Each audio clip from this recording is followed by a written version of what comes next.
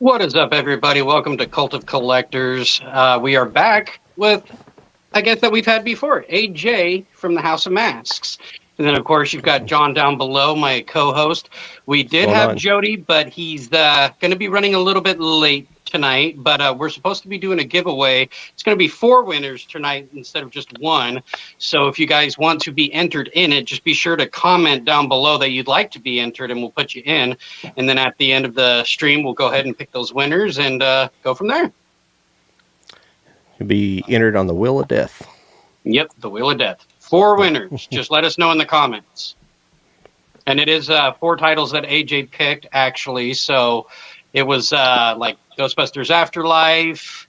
What was the other ones, John? Do you remember? Had Green It Mile was in there. Green Mile, yes. Lost Boys. What else? I don't remember the fourth one. I missed school for this. That's funny. Apologize, everybody. Only some. Okay, we got Clockwork Orange, Yeah. Green Mile, Lost Boys, and Ghostbusters Afterlife. There we go. Yep. There we go. So those are the titles to win for tonight. All right. So Angel what's said he been missed school for this. So. I know he missed school for this, but so AJ, for the past year, what has been going on? Everything, dude. More than I could possibly list right now. Definitely 2022 was the busiest year I've ever had in my life. So, like I said before the stream started, the content on the channel just shifted so hard, in a good way, I think. Oh yeah, definitely. So, we've just done all kinds of live events and concert related stuff, and we started throwing that festival, and now planning has started for the second official year of Pale Fest. So Nice.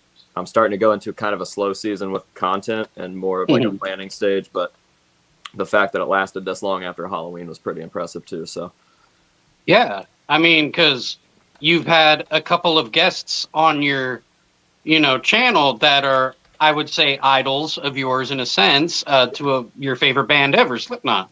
yeah, absolutely. We started 2022. I went out to Colorado and shot stuff with my all-time favorite mask company. And then we worked some deals with them. So I released a signature mask through Distortions Unlimited, which was cool. I have a signature shoe out with my favorite skateboard-related company ever, Fallen Footwear. Went to Richmond and started doing videos with certain members of GWAR, and then ended the year throwing a concert with Sid Wilson of Slipknot and shooting videos with him and Jay Weinberg. So it was definitely a stacked year, and that was just the stuff that I could think of. We did stuff with Mudvayne, even Yeah. ICP. ICP was like a random one that got thrown in there somehow. So it's been a strange star-filled year or something. Well, no, I mean, that's cool because, I mean, you having Sid Wilson on your channel and stuff, it was fun to see you two kind of like bounce off each other because he was like, oh, who's trolling who now, kind Yeah. of thing. So that was fun to watch. It seemed like you guys are almost like a kindred spirit in some way. Yeah, a lot of people think that like that just happened, but in reality, me and Sid have formed a relationship over the last couple of years. I'd say probably 3 or 4 years now, but it was all online. So the most that we would get was like a FaceTime or a phone call or whatever. And he had hit me with an idea before Pale Fest, which he wasn't going to be able to attend because of like some family stuff. And then we did that. I think that he was like stoked with how that little collaboration thing turned out, and he hit me up again and asked if we could do this concert for this band that he was producing. Nice. And I had never taken on anything like that in my life. I'd never promoted any sort of shows, and man, it was the most stressful month ever, but I figured it out, and I think that he was impressed again. So that was what actually got him to come out here. And yeah, it wasn't weird. Everybody's like, oh, like, how are you not like fangirling and stuff? It's like, I've had this guy's phone number for a long time, so it's cool. Yeah. And he is an idol and stuff, but at this point, it really is like a friendship and almost like a business Oh, of type course. thing too. So, but yeah, he's a super troll, and I'm learning from the best, so I have to give it back to him. Well, it's funny because I think it was 2008 where I went to the Monster Mayhem Energy Festival is what it was called. And Slipknot was headlining, and it was before Paul had passed away, actually. But it was during the time when Sid broke his ankles during the tour. And I actually got to meet him without meeting him, in a sense. Like, he signed my magazine. There was like no handshake, no hey, how's it going kind of deal. It was one of those, I knew he was in a wheelchair basically being pushed around. I was like, I'll just leave him alone, get an autograph, and just thank you, you know. Yeah. No, he's super cool.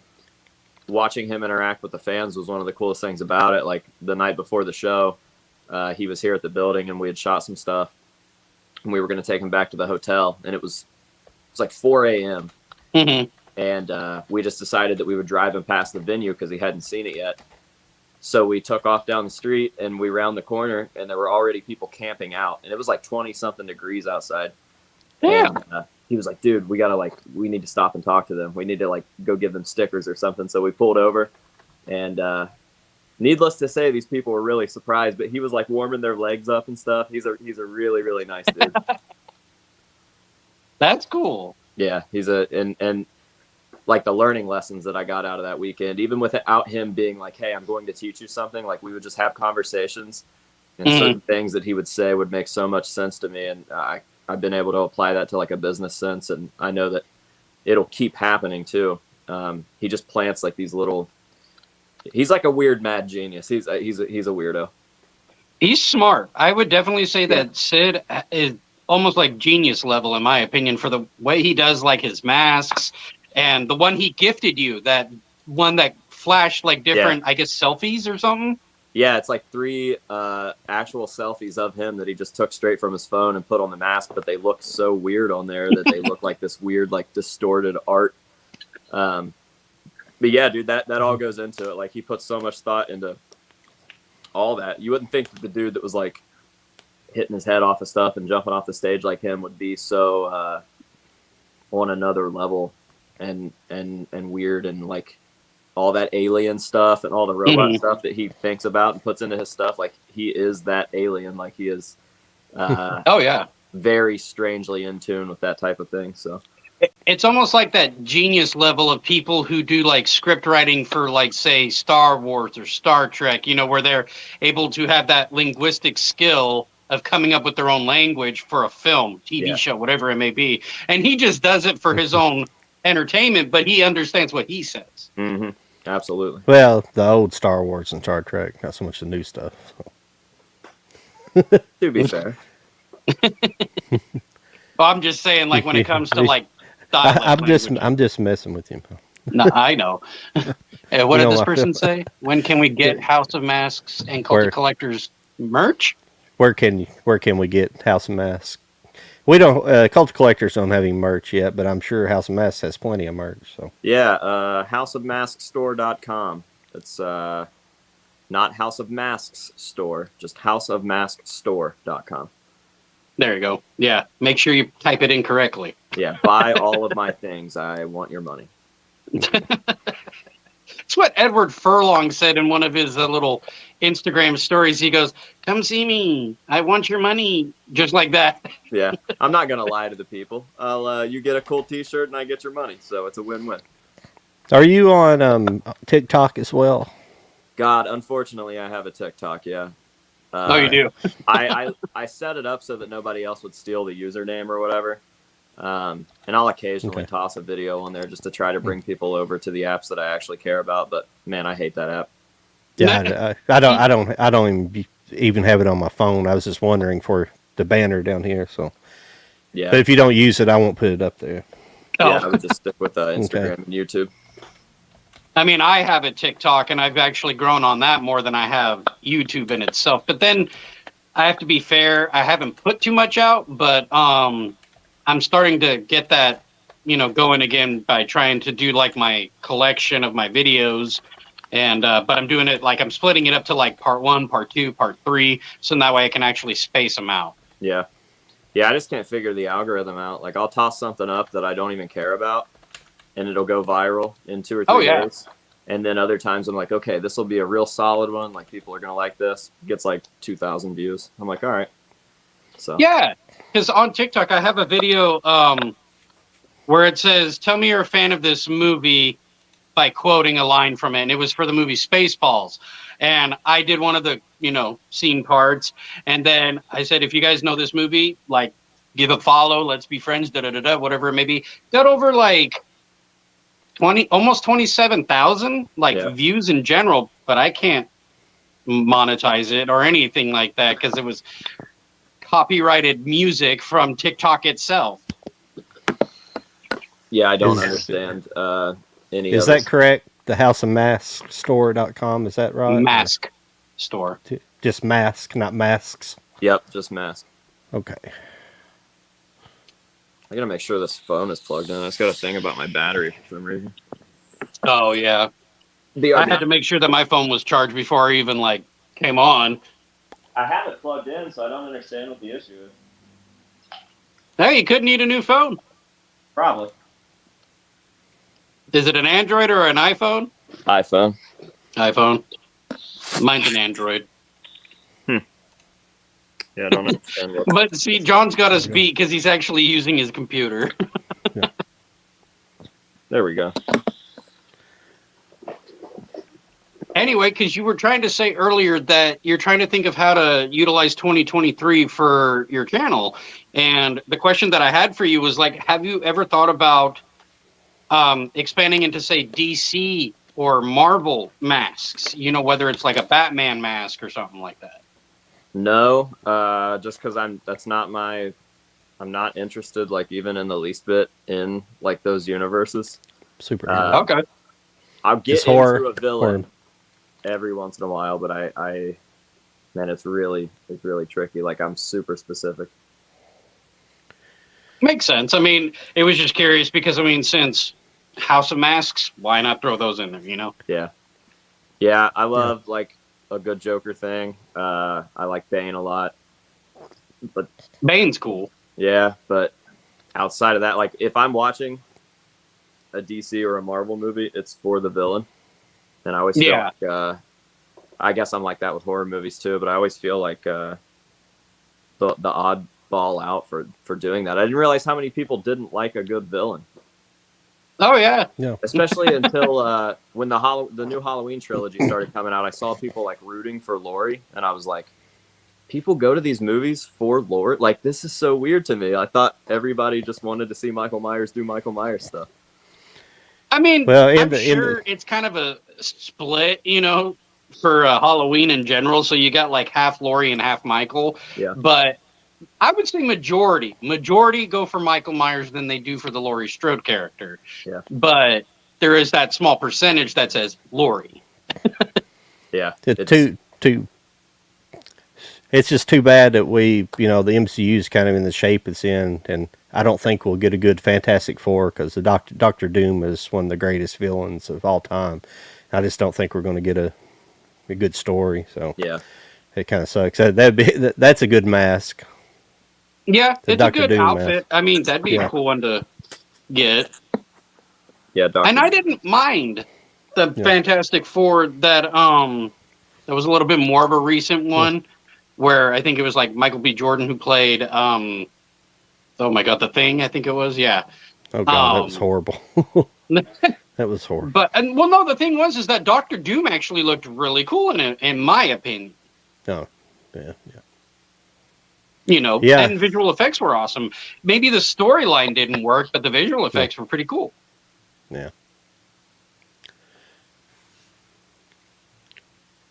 So if you want to, do you have one of your signature masks at arm's length there so we can take a look at it, or if you want to show it, or is it something you? Not at arm's length, but I can grab one in about 10 seconds. Okay. Yeah. Go for it. Yeah. No scripts here. Yeah.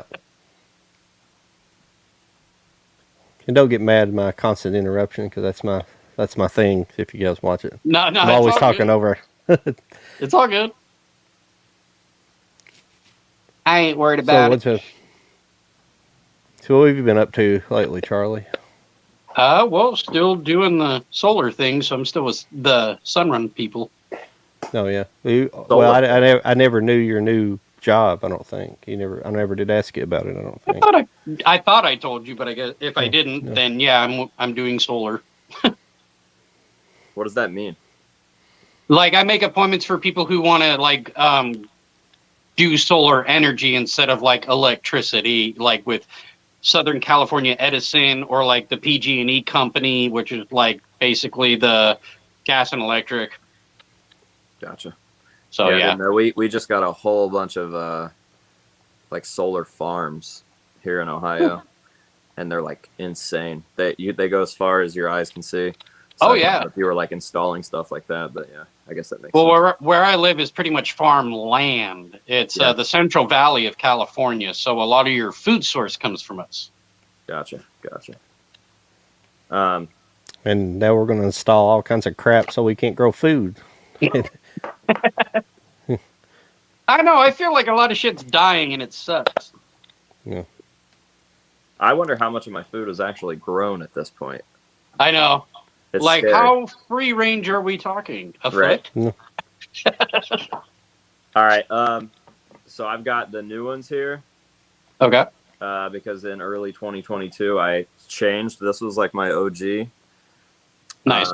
So I had that from like 2016 until 2022. But then like obviously the channel has been getting bigger and bigger, and just felt like time for a change. And this kind of happened organically by accident. Like my friend Bishop just wanted to take a life cast of me. So we did, and I ended up taking a couple copies and just like painting them up. Nice. And, Yeah.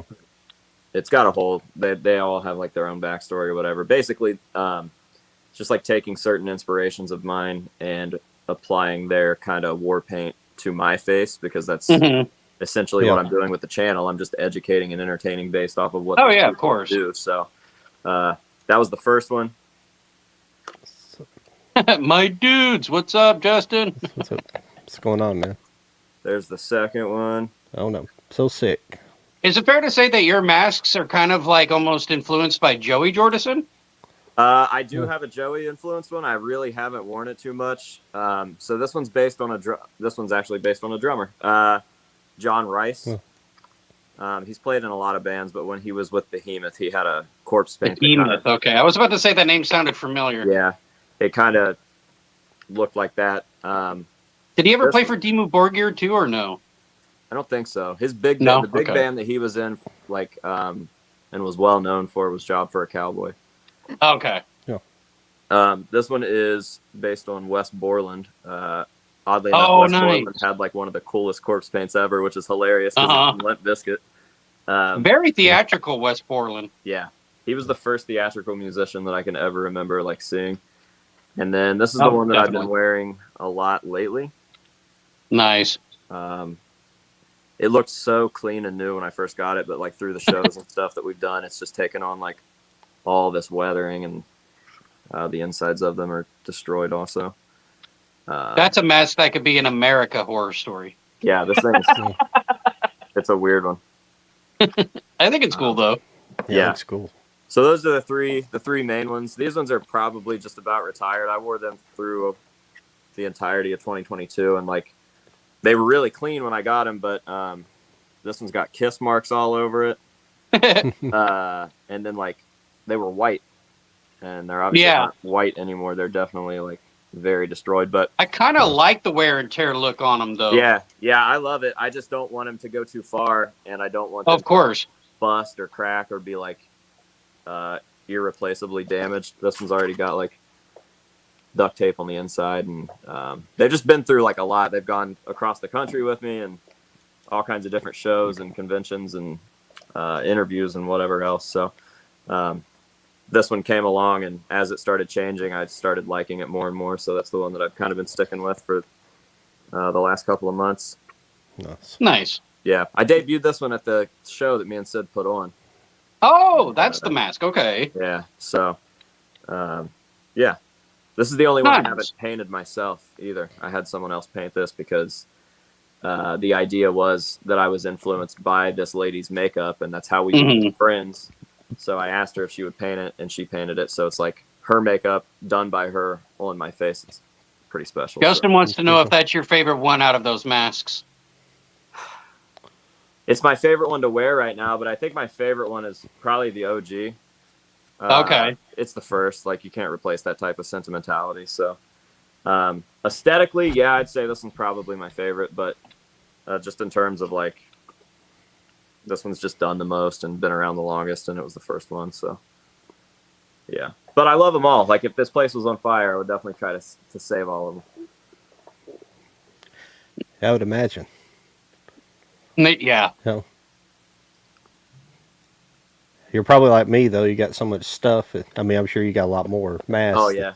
Than I have movies, but that I've barely even worn. I have a yeah. So those are plastic, but I have a latex copy that I sent off to this dude who does like the best leather face masks I've ever seen, and he did like the Pretty Woman version, and it's super creepy, but I can't wear it. It's super uncomfortable to wear. And I do have a Joey version, but I barely worn that one, so I didn't grab it. But yeah. He wants to know what's the hardest one you've made so far. Oh, there you go. Yeah. Man, which mask have I put the most time into? I mean, out of these guys,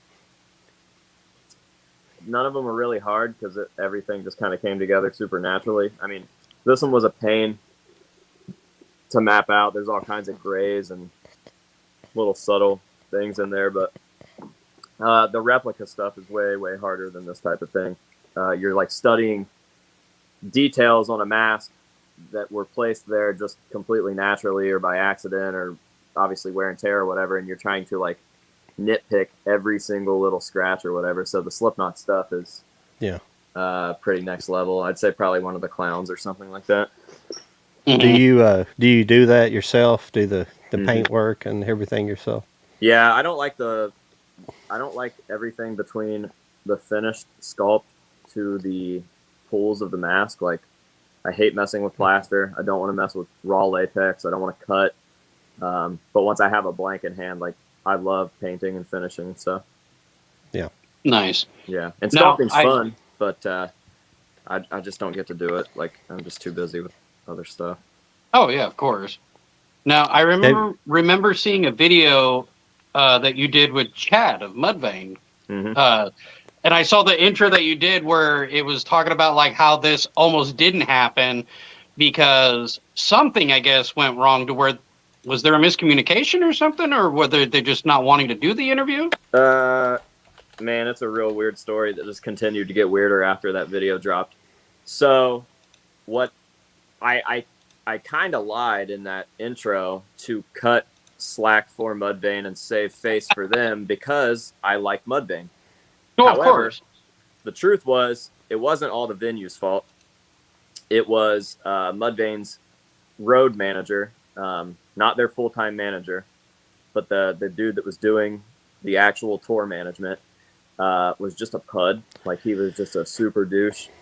Mm-hmm. And he just couldn't care less about this type of stuff, which, I mean, whatever. But when the guy above you is telling you to come take care of us, you should probably just do that thing. And even just trying to make small talk with him, like after he got us in, he was just like, dude, you represent people that are cooler than you. You don't mean anything to me. I'm being nice to you because I'm a normal person. I'm not here to interview you. I don't think that you're cool. You don't play in this band, like, whatever. So that was the first issue. The second issue was that we did walk in to the dressing room while Shenanigans was doing some sort of podcast. But that's the time that they allotted us. That's the time that the tour manager told us to go into the green room. And really, I don't fault Shannon at all because she was already doing her thing in there. What should have happened was Chad should have said, okay, we're ready for the interview. Let's go into this room that's quiet where my wife isn't talking on a live stream. But he didn't do that. I literally, like, before we started, I said, hey, I think her audio is going to affect this. And I still have the raw clip too. He sets his hand on my shoulder and he looks at me and smiles. And he's like, you know, that's my wife, right? And I said, yeah. And he was like, I'm not going to tell her to leave. I was like, okay, whatever. Well, let's get this over with. We've only got 10 minutes. Yeah, I can understand that. Yeah, because say if Chad were to see this stream right now, I would tell you, Chad, there's such a thing as professionalism. You should know better. No offense to you. I still like you. I still love the band. You guys make great music. But remember, they're human just like you are too. And if your wife is going to, kind of bleed into the audio of the interview in a sense, I mean, come on, just common respect. So I put the video out and I kind of gave the venue more shit than I should have. Can I cuss on here? Sorry. Yeah. Mm-hmm. Yeah, I kind of gave the venue a little more of the blame than what it was because I didn't want to sour a relationship with Mudvayne. So the video comes out. Chad had shared it on his story and was like, "Thanks, dude. Had a great time." Well, within like 10 minutes, the story was gone. And he had commented on my picture of us together on Instagram where I had announced that the video was up. And he was like, "Wow, dude, dissing me, my girl, and my crew. Not cool." And I was just like, on what planet do you think that that's true where I actively lied and blamed the venue and not you when I could have? So what I think happened was they probably realized how silly they made themselves look. Mm-hmm. And they felt weird about it, so they got mad at me for even putting the video up or something. The whole thing's just silly. I've had multiple people in the Mudvayne camp reach out and apologize for it, so I'm good with Mudvayne. Well, that's good. Yeah, I'm not good with Chad Gray, and I'm not good with his wife, but I would take an apology.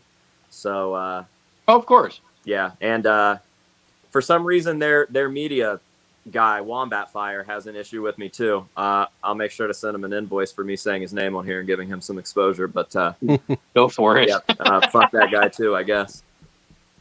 Yeah, no, I mean, hell, if that shit happened to me, I'd definitely call them out on it because it's funny. Even though, like, say what I do for my work, if I'm being polite to you and yet you're being a dick to me, I am gonna call you out on it. Yeah. Because one, I'm being cordial with you, nothing else. I'm just like, hey, how's it going? Would you like to da-da-da-da? And if not, cool. It's okay. If he remembers me from that interview, he's going to be pretty unhappy with how things turn out in 2023 because I've got some stuff planned that I think is pretty cool, but also hilarious. Can't wait to see it then. But here's the thing. Here's what I compare it to because within a 2-week span, we did the gathering with Shaggy 2 Dope from ICP, and we did the Mudvayne thing. So we did the Mudvayne thing. I think it was actually like 2 or 3 days apart. I don't know anything about ICP. Mm-hmm. I don't know any of their music. I have my preconceived thoughts about their fan base and stuff because of. I mean, we all see the internet. I don't know, whatever. Oh yeah.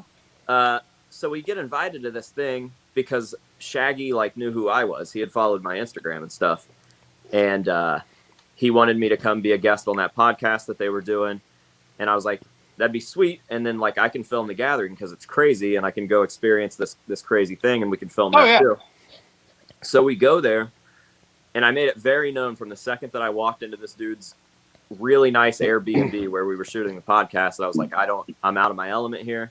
I don't know anything about ICP. I'm sorry. That guy was the nicest guy in the industry that I've ever dealt with in my entire career. Nice. So nice. He was begging to get us refreshments out of the fridge. He's like, "Can I get you guys something, please? Is there anything that we can do?" There was no rush. There was no, it was just super courteous, super professional. Yeah, absolutely won my respect. And it just put it into perspective that I walked into the Mudvayne green room as a fan, lied for them, still made the best out of it, and still got kind of shit on by them. But then this ICP dude who has I guess the reputation that they have and whatever, and I don't know anything about them, treated me better than anybody else had ever treated me. I was about to say, I've heard more good about ICP than a lot of artists in general when it comes to actually having a sit-down interview or conversation with them. Yeah. They're just down-to-earth guys. They talk about how they don't asshole dicks who hit their women and stuff like that, or what, they voice stuff like that. Mm-hmm. And it's funny because when you listen to the music, you would think they'd be like that. Nah, not really. Well, yeah, I feel bad for ever saying anything bad about them if I did. Nah. But yeah, I will always vouch for them, and we've already talked about doing more stuff in the future, which I will gladly do. Nice. That's awesome to hear. Yeah. I'll be back. Chad Gray, on the other hand, I'll accept my apology in the form of an apology. I was going to jump in here and say, everybody out there that's in the chat, if you guys want to be entered in the giveaway at the end of our stream here, this will be giving away 4 movies. There'll be 4 winners. It's Clockwork Orange, Green Mile, Lost Boys, and Ghostbusters Afterlife. All the 4K editions of those. And if you want to be entered, you have to leave us a line in the chat. So go ahead and get your questions in or get your messages in. We appreciate it. You've already been entered, Justin. So we lost Charlie. Oh, he stepped out for a second there. No, but I was getting at earlier. It's like your collection's like mine. It's so big that if you did have a fire, hopefully, God, I'd never have a fire. Yeah. That there's no way I could get my stuff out. Nope. Yeah, it's a scary thought. Every time I leave the building, I'm like, man, did someone leave an imaginary curling iron on or something? Yeah. Are you? But do you have like a metal building? Like, is it metal or is it? It's a brick building. It's like a 215-year-old Masonic lodge, and it's huge. Okay. So. Yeah. So it's probably not fireproof. Like, I mean, no building's technically fireproof, but like like a metal structure building would be less prone to fire than like a wood structure, wood roof, things like that. No doubt. Yeah. But there was something else I was going to ask you a minute ago, and Justin was asking earlier about you do more than just Slipknot masks. Of course, I know you do. You do a lot of different masks and things like that. What's one of your favorite horror movies of all time, especially something you may want to emulate in a mask, things like that? I mean, definitely my all-time favorite horror movie is Halloween 2, 1981. I feel like the portrayal of Michael Myers and his image in that is like the most perfect Myers that has ever existed. But a lesser-known favorite is Tourist Trap. Yeah. That is a movie that was way ahead of its time and will definitely never get the credit that it deserves. Yeah. Yeah, AJ has an Instagram. It's House of Masks on Instagram. So, and on YouTube. Yeah. How many followers you up to on YouTube now? YouTube is 155,000. And then Instagram is 86,000. Yeah. You might want to think about making a Rumble channel. Like Rumble's like they're kind of they're trying to get a lot of different types of media. Yeah. It's a lot of political stuff for the most part, but you might go over there. I think it's I don't post anything over there just yet, but they you might be able to get a following over there, and it's easier to get monetized and things. So you might be able to make a few dollars over there too. And you can actually there's a way to do it, but there's a way you can mirror your site. Like when you upload something to YouTube, it'll automatically upload it to Rumble. Oh, really? It's like it's a site mirroring program. I don't know exactly what it is at the moment, but it makes it easy so you can just upload simultaneously to 2 different platforms and makes it a little bit easier on you. But it's something you can think about if you want to make a few more dollars here and there. Yeah. I was until about 2 weeks ago, I was always under the assumption that it was like a crazy like political right-wing thing, and then these motorcycle dudes that I watch, YouTube's been like chopping their channels down because of like dangerous activity or whatever, and they're all switching to that. And one of the dudes explained, he was like, listen, it's not a political thing, it's just they allow us to do our stuff here. Yeah.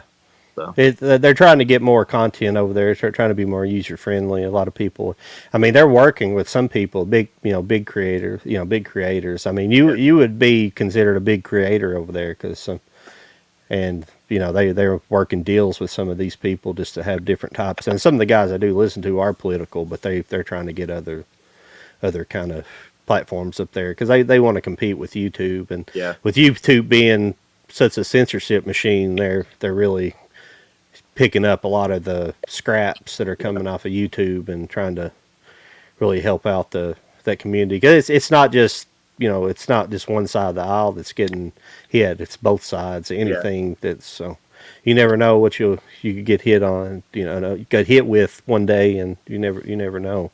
Yeah, One absolutely. day you get on there and be somebody's offended at you having horror masks. It's stupid, but it's crazy. You have to check it out.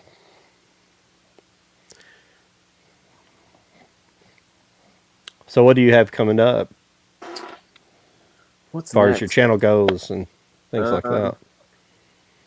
don't really You, know. you Um, said you said you had an event for the summer. What is that all about? it's in October. We just announced the dates, and now the next 9 months are going to be prepping and just getting stuff ready for that. It gets bigger every year. The first year wasn't really the same thing. It was just kind of what started the idea. We had like an open house here, so people could come in and see the place, and we did like a meet and greet. And then I had one vendor in here, and it was my best friend's company, Paleface, who does all this stuff. Like they help with these death masks and stuff. Yeah. So we had a tent up front. It was really atmospheric and really cool, and they did really well, very well for a 4-hour event or whatever it was. So as soon as it was over, we were like, okay, like next year we need to do something legit. We need to have other vendors. We need to make like a festival out of it. And then that went really well.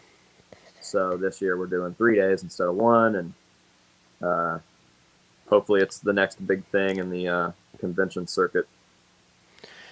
Where is that convention? Is it in Columbus? Is that you're close to Columbus, aren't you? Yeah, we're about 45 minutes away from Columbus, but we do everything right here in my hometown of Chillicothe. Okay. It's just, I mean, obviously I can't move the building. I guess I could take pieces of the collection to a convention Oh, I center, see. but Okay, yeah, I see. I see. Yeah. Chillicothe's like just as big a part of it as the masks are. So everybody's like, oh, you're going to bring it to so-and-so. And I'm like, I just don't think it'll ever leave this city.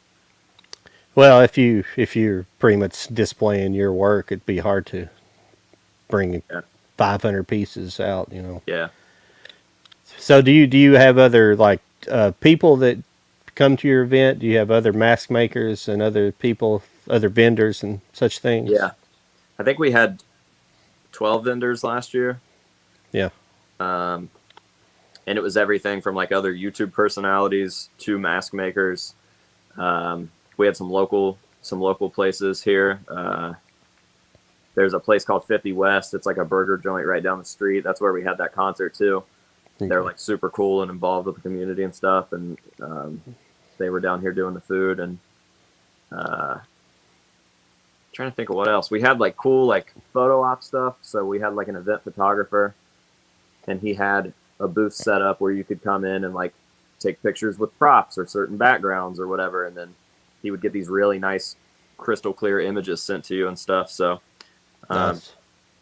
anything that you could think of that would be welcomed in the community was kind of represented there. So the only difference this year, aside from the fact that we're doing it bigger and longer, is we didn't have live music last time, and the venue that we picked this time has like a big legit stage. So I think Nice. at least 2 nights we should have live music, which will be cool.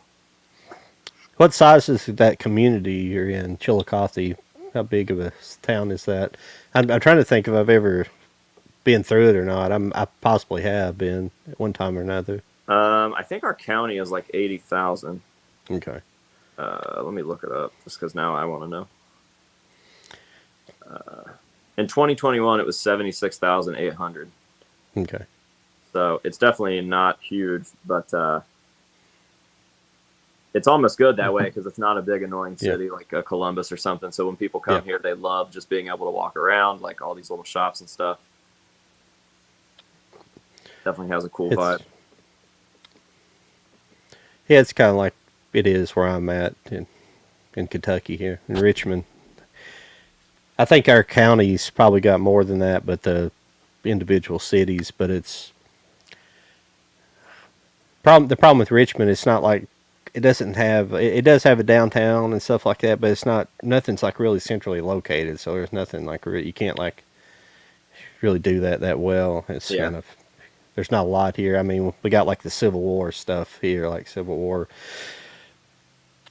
parks and things like that. But other than that, there's not a whole lot of tourism here. So Did you say Richmond, Kentucky? yeah, That's interesting. I don't think I've ever heard of it. it's south of Lexington, Gotcha. about 15 minutes south. So due south, pretty much. Yeah. When I heard Richmond and then I heard Civil War, I was thinking Richmond, Virginia, but I was like, I swear he said Kentucky after that.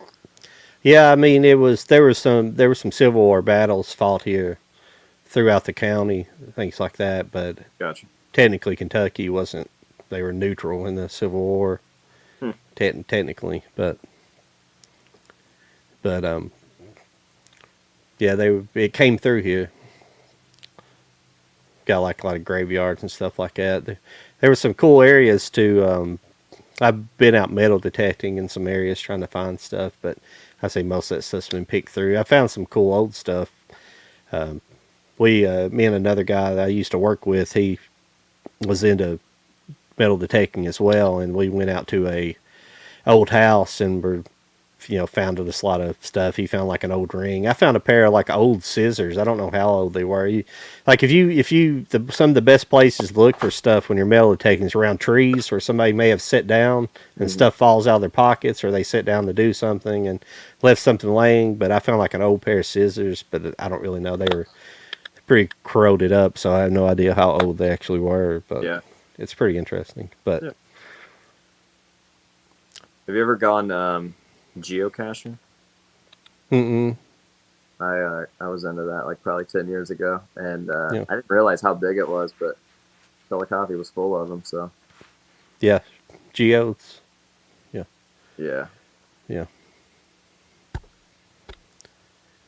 Well, I don't know what happened to Charlie. I don't know if he had to hit the bathroom or something. Jody, so yeah, must have fell in something.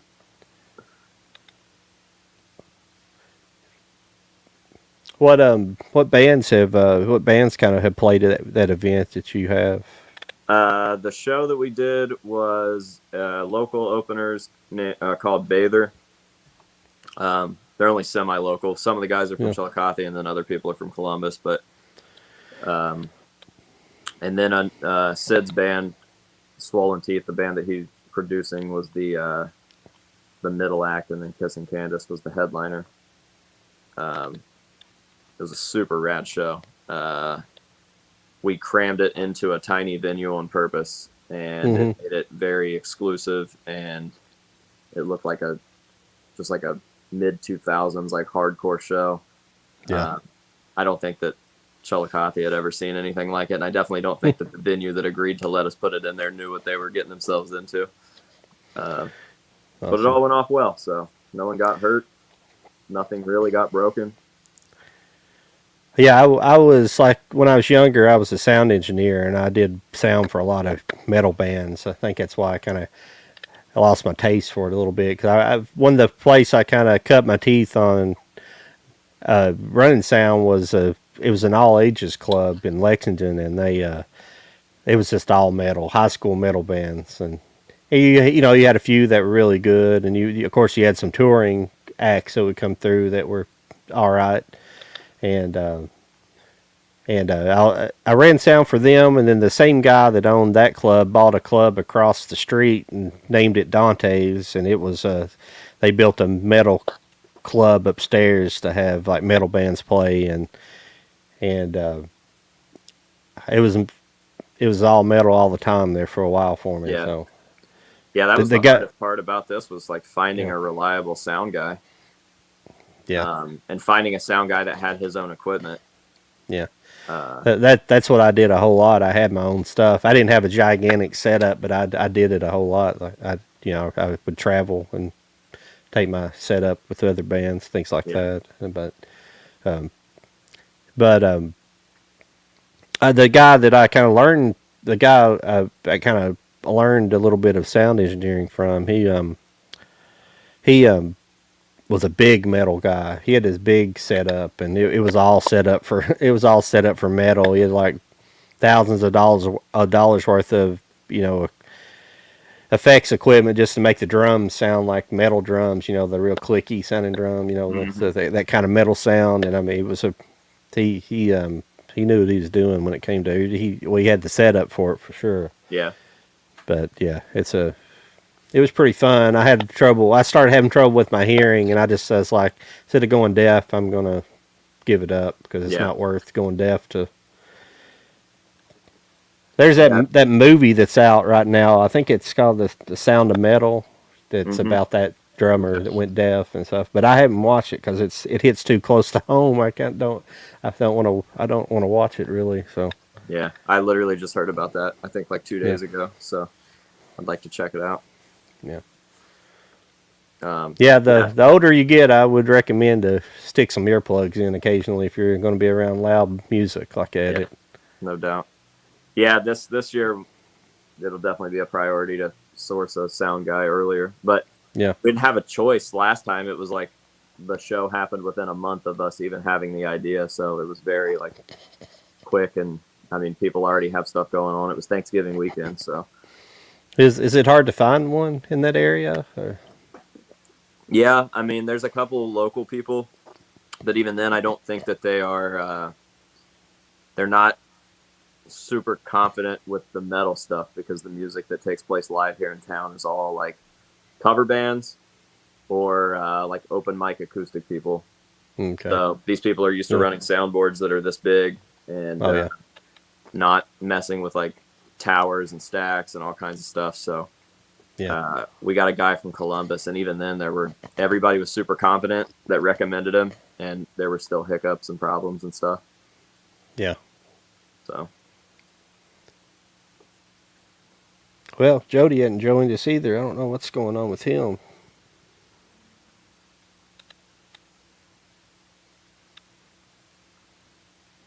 I'm bad luck. I'm just a bad luck son. No, it's all right. But like I was saying earlier, anybody out there that's just joining us in the chat or joined us on the channel here, if you guys want to be entered in the giveaway at the end of the stream here, we'll be giving away Clockwork Orange, Scream Mile, Lost Boys, Ghostbusters Afterlife 4K, and we'll have 4 winners. And so far we've got 4 people in here, so everybody's going to win at this moment. So everybody that's entered in will be a winner. So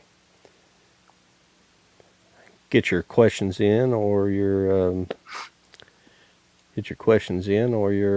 comments, and we'll read them on air here. So, but what's your favorite Slipknot song? I think we've asked you this before, but I don't think Justin was in here. So Justin's asking this. Favorite Slipknot song of all time is definitely Purity. It's like a self-titled deep cut, I guess, because it was only on one version of the album. But yeah, super good song. Specifically the live version from Disaster Pieces. Yeah, that's all. I think that's always been my answer. Yeah, not something that changes.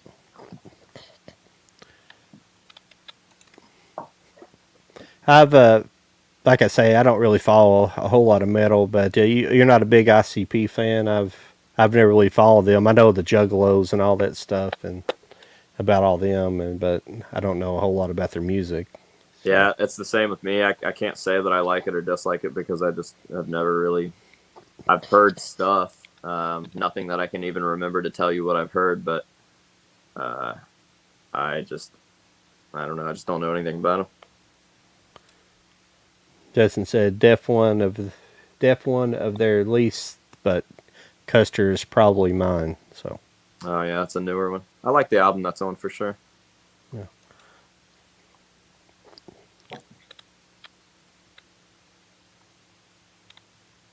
But God, I was lost my train of thought there.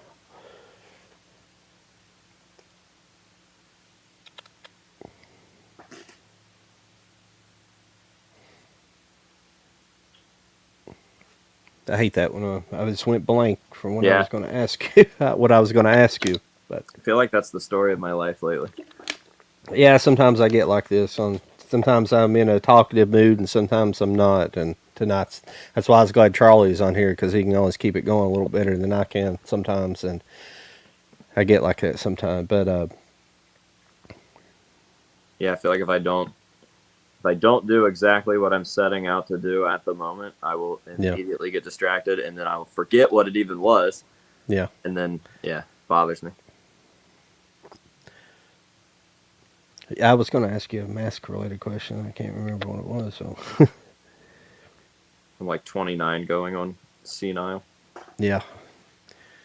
Yeah, I smoked too much of something when I was younger and kind of slowed me down in my I don't older even age. have that to blame. I can't even blame that because I've never smoked. Yeah. But oh yeah, I was going to talk to you about you called yours death masks, and are you familiar with like Hollywood death masks and things like that? Do you have much interest in that? You know what I'm talking about? Yeah, I mostly Like know these, just because of like, just because of how like the Kirks were made and the Star Trek stuff, and yeah. I wonder how many of those are actually death masks rather than just life casts. Right. Yeah. There was also there was life and death masks. Yeah. Yeah, I don't know. It is an interesting question. Yeah, I'd like to know which ones were actually casted on a celebrity's dead body. That's a morbid thing, but yeah. Unless it's something they requested to have done, I don't know. Yeah. Because you wouldn't really know unless there's just simply two different looking masks for the life mask and death mask. Yeah. I don't even think I'd want to have a life mask done. I think even the life masks are a little bit creepy. They're creepy. Some people, and the process is like terrifying. Yeah. This has to be. This has to be Robin Williams. That's what it looks like. Like. Robin. It doesn't say though. That just says a Jewish immigrant. Yeah, maybe it's not. Looks like Robin Williams. Huh? Pretty wild. Beethoven, Ludwig van Beethoven. That might have been. That's pretty creepy. That's pretty wild. I was wondering if you had. Oh, that's weird. I was wondering if you had seen those before.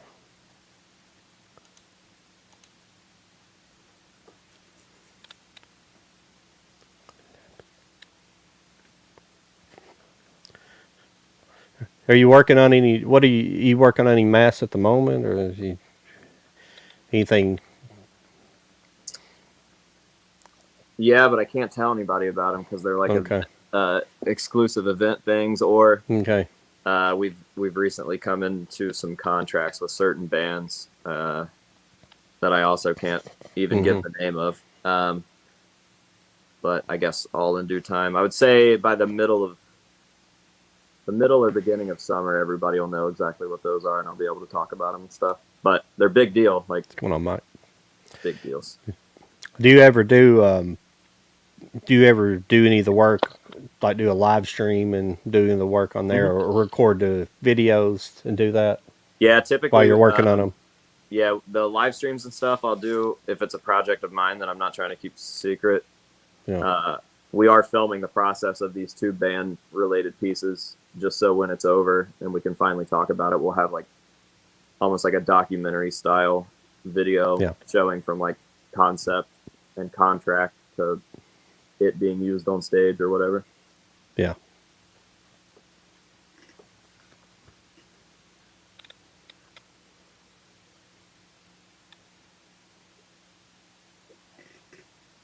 This guy says hello. I don't know how to pronounce his name. Mike's DVDs, but hello, sir. It's Mike. Yeah. What's going on, Mike? Now, Mike, has me and Mike do another stream with just movies. We talk about old movies and things like that. So, gotcha. Mike's a friend of mine. How do you pronounce that? A little bit better. Oh, Dag. It's like Dagger. It's just Dag. Yep. Gotcha. Mm-hmm. I always feel very Southern Ohio when I try to pronounce people's last names and stuff because I never get them right. Yeah. I do my best, but I don't always get them right sometimes.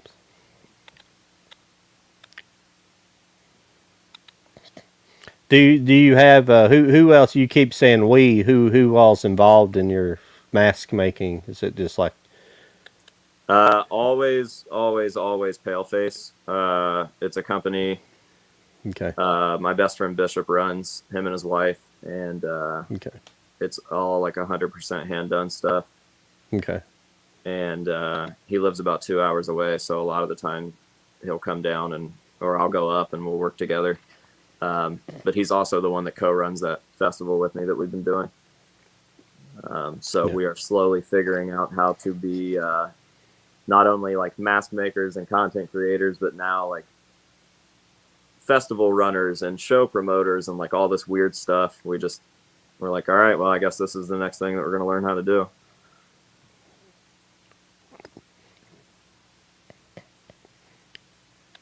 I was just thinking about Hellboy.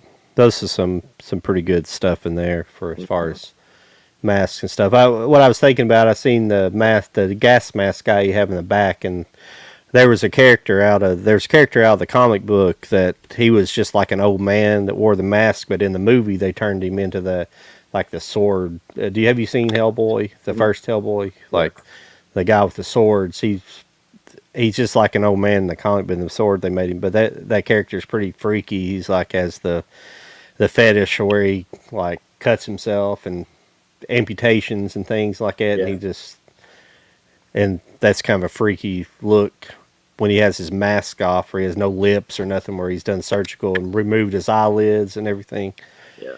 But that's some of the stuff in that movie is be some pretty cool stuff. But I know you don't do stuff from comic books and movies and things like that. But it's pretty awesome though that you've been so successful at doing that. I'm always glad to see somebody successful. That's the things that do really well on the internet, is something unique and different. Yeah. Like I'm in the realm of things that's not that unique, and I'm not that interesting anyway, so I'm not too worried about my limited success, but I always feel like if you can make it here, it's pretty interesting, because that's what's changing the kind of the celebrity culture this day, because like just normal people have access to do it themselves, and it's kind of changing the whole face of Hollywood and the way people look at celebrities. Celebrities aren't the same as they used to be, and they'll become less and less because you can get on the internet and do it yourself, and so it's a pretty interesting world to be in. Yeah, it's about fucking time too, because I hate celebrities. Most celebrities.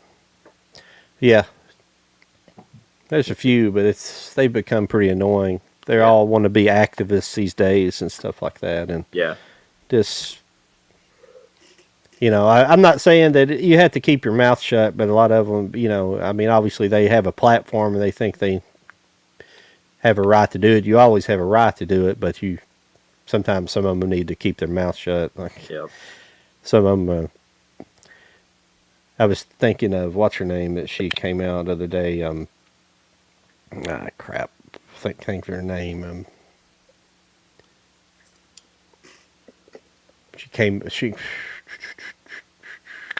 Hang on a second here.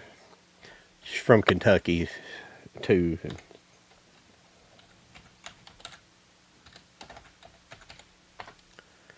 Jennifer Lawrence, I'm sorry. I went blank on her name.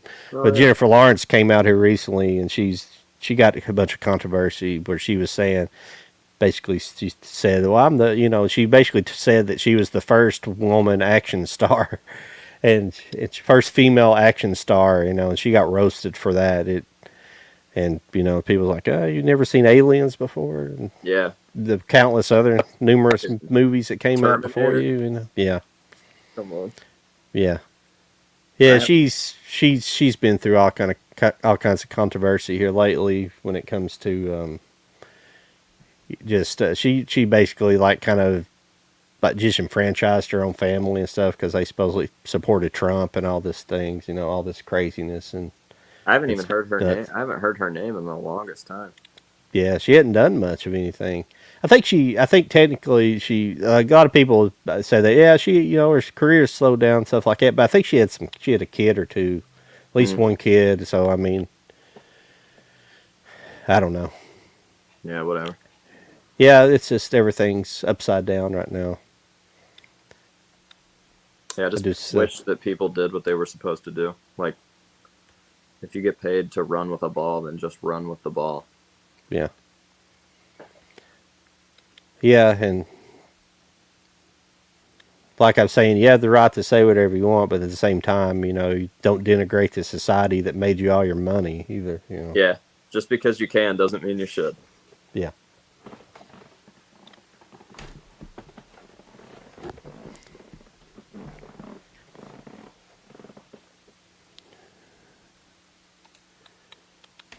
Have you heard had you heard nothing more and asking Alexandria?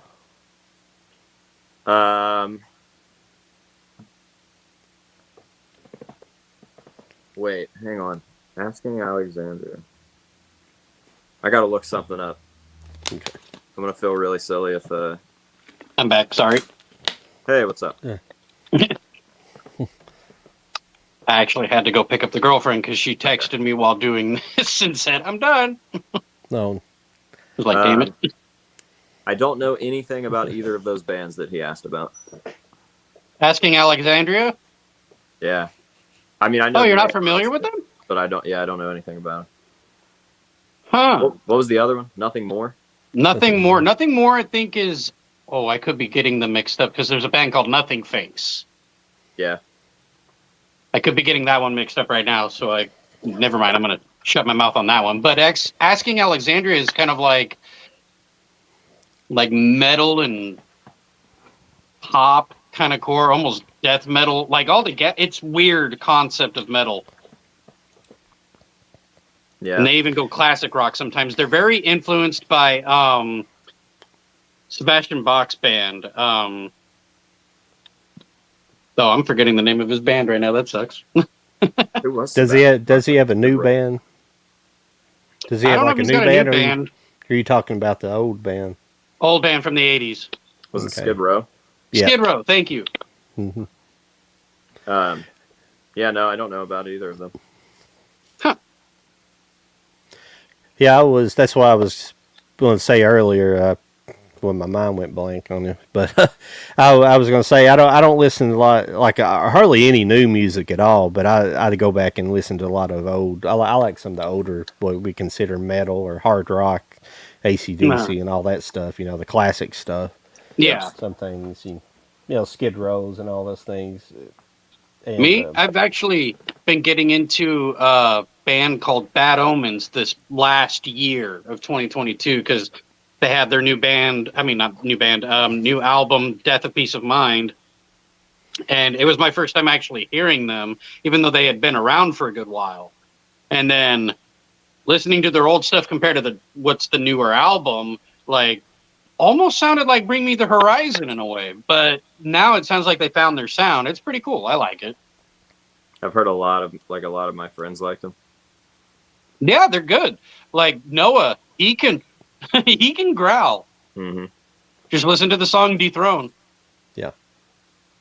I recently made friends with the bass player of a band called Falling in Reverse. Oh, nice. Again, I don't know anything about them, but Ronnie Radke, the singer. Yeah, he was nice. Everybody, when I was going to the show to meet them or whatever, because I was linking up with him, I had a mask for him and stuff.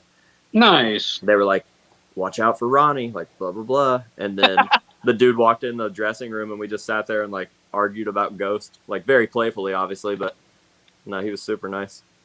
No, that's cool. Yeah, I've known about Ronnie Radke since he had his old band Escape the Fate. Mm-hmm. And then I can't remember the new guy's name that's still in the band now from when Ronnie left. But they're cool now because apparently there was Bad Blood at one point, and then they kind of squashed everything, and now everything's actually a little bit more redeemed in his lifestyle. Yeah. I think they're like doing shows together. Oh yeah, for a good while now they've been doing that. I like Falling in Reverse because when he first came out with Falling in Reverse, I didn't know how to really respond to it. It kind of almost sounded annoying at first, but as years went by and stuff like that, it kind of grew on me to where it didn't seem annoying. It didn't seem progressive or anything like that. Yeah, they have a drummer now that's like one of my all-time favorite drummers. His name's Luke Holland. Luke Holland. I was about to say I couldn't remember the name for a second, but I've been following Luke Holland before he was with them. Yeah, he's a fucking monster. Oh yeah, and I was following Charlie Ingen, who's now the drummer of Five Finger Death Punch. I was following him before they even asked him, "Hey, would you want to be a part of the band?" Yeah, I remember him just doing little shorts on Instagram and shit. Yeah. Yep. And that was fun to watch, and they were just like 30 seconds, maybe a minute. Yep. And it was pretty cool. And I'm friends with Aru Luster, the guitar player who used to be with the band El Nino. Mm-hmm. Yeah, I'm actually Facebook friends with him. I'm Facebook friends with Chris Cale, the bass player of Five Finger Death Punch, surprisingly. And Ivan Moody's old band, Motograder, I'm actually friends with a lot of the bandmates.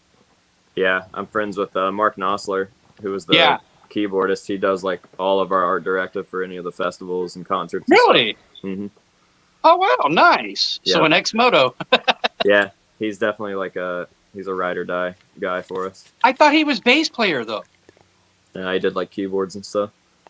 Huh. Who was it that did bass? Does he have long hair? He or did? To. Yeah, now he's short hair. Huh. Mark, I'm almost positive he did bass. a metal guy with not long hair. We're not metal anymore. See, like yeah. we did all this stuff 10 years ago or even longer than that. So now we're all old and we just like bluegrass and hip hop. Yeah. Yeah. Oh yeah. I don't even keep up with a lot of. I swear I did so much music in the like early 2000s, late 90s, early 2000s. As far as like I was telling AJ earlier, I used to run sound. You know it too. But a lot of the stuff I did was working. I did a lot of shows for the local college radio station here in University of Kentucky, which they had like a really good radio station. It was like student ran, so it was like very independent, so you had a little bit of everything on there. You might have had a metal show or something, but mostly the guys that I did, it was just like kind of college rock and the bands, kind of the indie bands of the time. So I was into that kind of scene for a long time, so that's what I was kind of into, stuff like that more. And I'm just kind of into a lot of different like 60s, 50s and 60s pop, psychedelic pop, things like that. Like David Bowie? Yeah. Okay. Yeah. I like David Bowie. Like the Beach Boys, Beatles.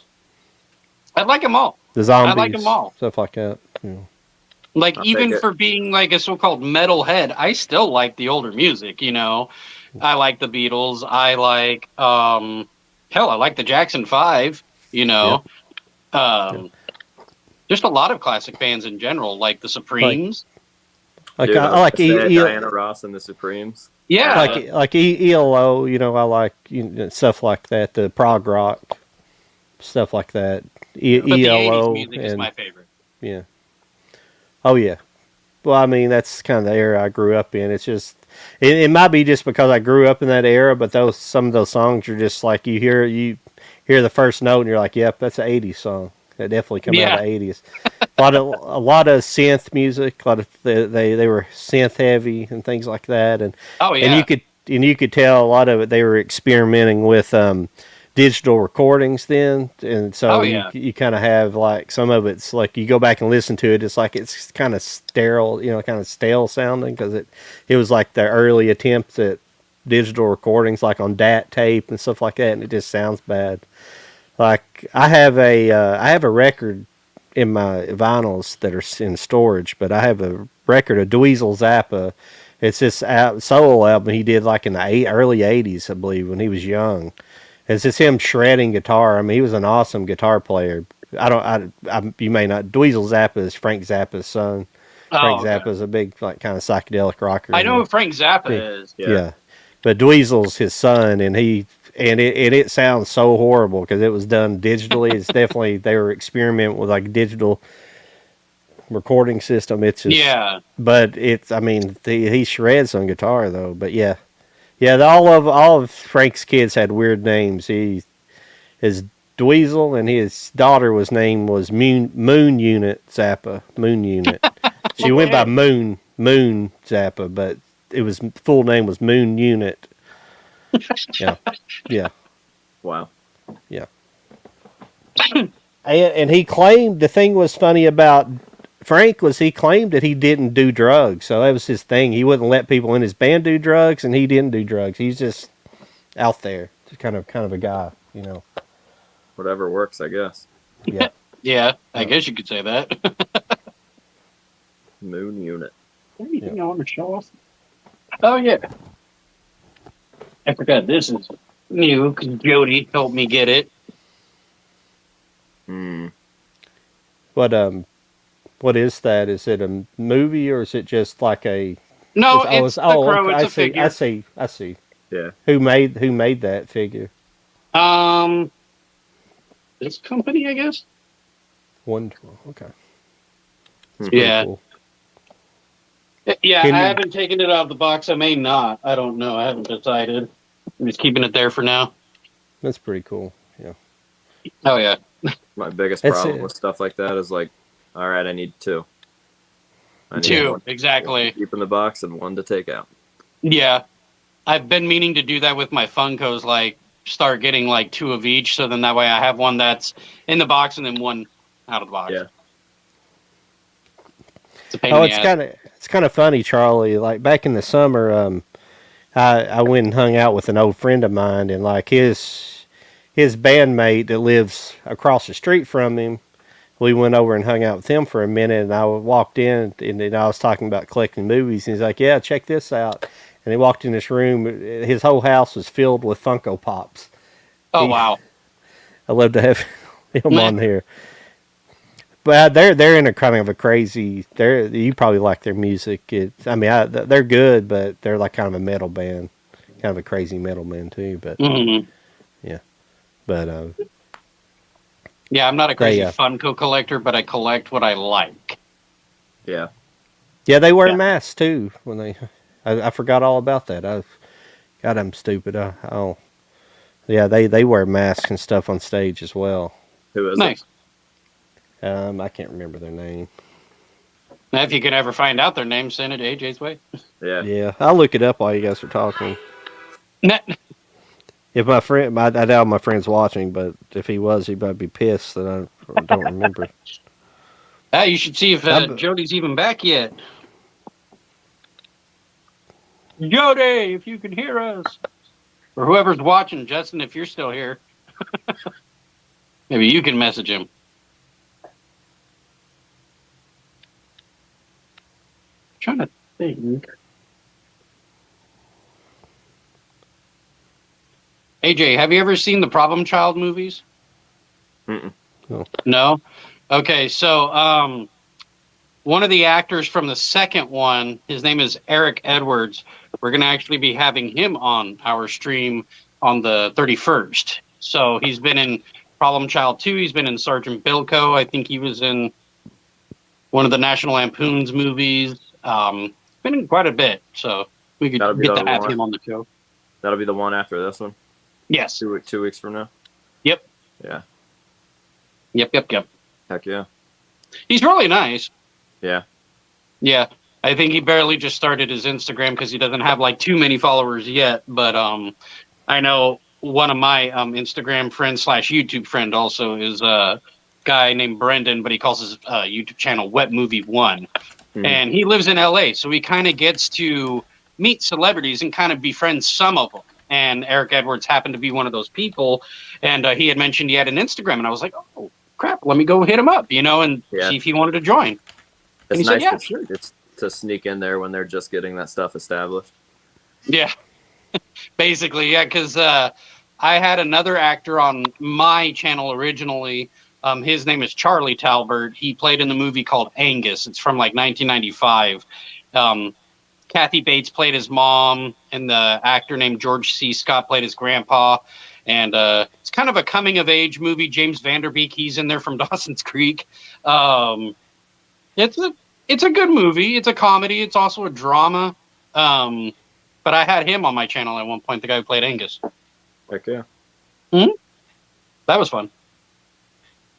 I've been trying to get him back, but he's been busy. He's trying to do a project. So Secret project? no, not necessarily secret. More of like it's an animation. I think that he's trying to get done. Speaking So, of like- animation, Oh yeah, what's up? have you guys seen the new Pinocchio? No, the one on Netflix, right? Yeah. No, I haven't yet. I watched How it is a it? couple nights ago based on a friend's recommendation. And Yeah. it is pretty amazing. There's like so many different reasons why. So the whole thing is stop motion, true stop motion, Nice.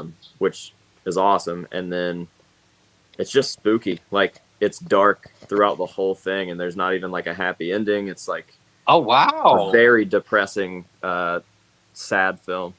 Almost like a grim approach. Yeah, absolutely. Oh wow!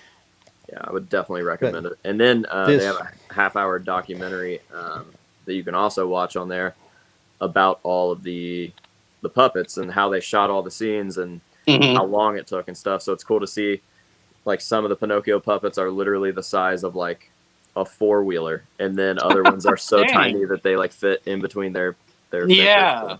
fingers. So it's pretty wild how much work went into that. Yeah, I mean, one of my favorite stop motion animation movies is actually Coraline. I love Coraline. Coraline's an awesome movie. Yeah. And it just got a 4K release. I don't know if you have like say a 4K TV or 4K player, but it's one I would definitely recommend if you happen to have. Yeah, we're about to upgrade the television, like in the studio area, so I'm sure that something like that will end up being the case, a 4K of some sort. Okay, cool. Yeah, if you were to get a TV, what I would recommend is an OLED, the organic lighting. Because if it's going to be like a dark area where it's not too lit, too bright, it'll be a perfect, theater TV, so to speak. But if it's going to be around, like, say, bright lights and stuff, then your brighter TVs like QLED would be good. Cool. Definitely keep it in mind. It's going to have to be giant because it's the way that this is set up. It's literally going to be in front of my projector screen because we have a projector back here also. Oh, It nice. just never gets used. So I was like, well, kind of sick of like not watching television back here, so I'll just get a giant TV that we can just move if we're ever going to use the projector. So I think like probably like an 80-inch or 82 or something. Best Buy has pretty good deals. I would check Best Buy out. Or if you have a Costco near you. Yeah, we have some in Columbus. Nice. Definitely recommend that. Okay. But my friend's band's name is Last of the Dodo. Last of the Dodo. Caught me off guard. Yeah. Last of the Dodo. No. If they're not copywritten, we could play it. If I could, yeah. But I know Brian, the main. Well, Brian's like the lead singer, and he does all their artwork. He was like a art major and stuff like that. So he does pretty good stuff. Nice. I don't know if he did all this stuff or not. I assume he did. He's pretty talented, but On their Instagram. I think this it's is a probably Facebook. probably Last of the Dodo, more than likely. Hang Yeah. on a second. I'm on it right now. Oh, nice.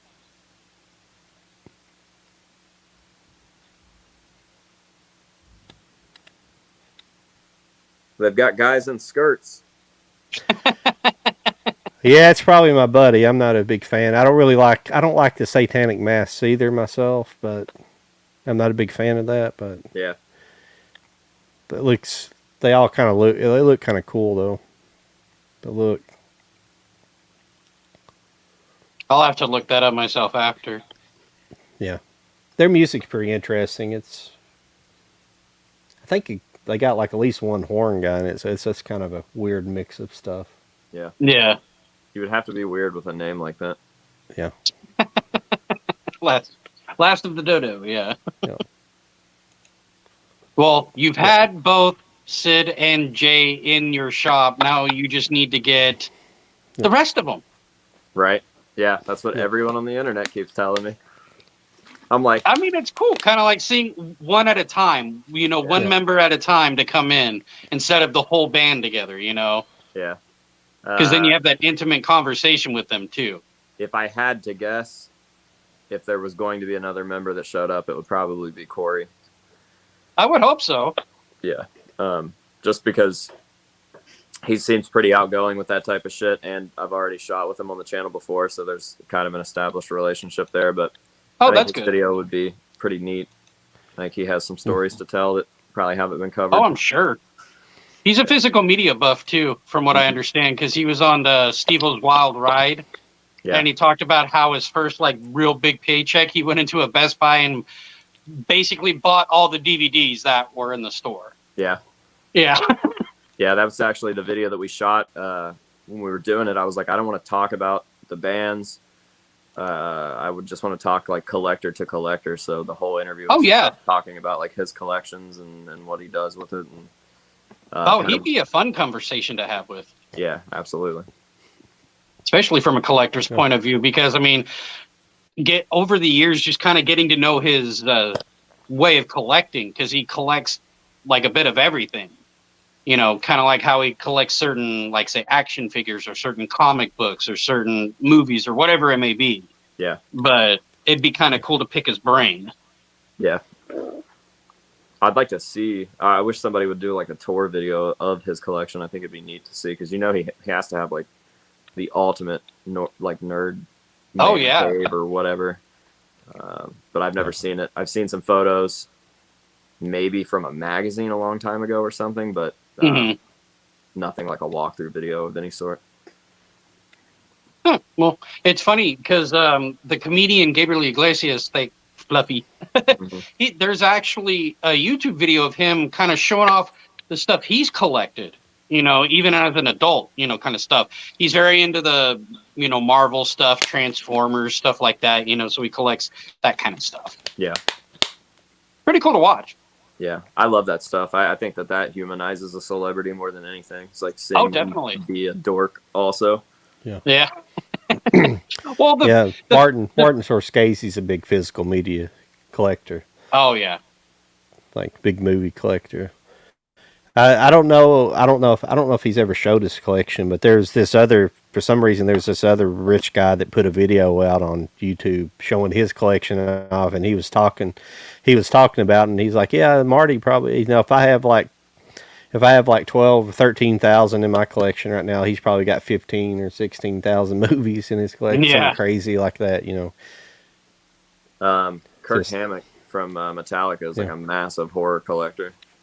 Oh, is he? He actually has a coffee table book out of his collection, but again, I would still just much rather see a full in-depth walkthrough video of his collection. I like to see how stuff's displayed.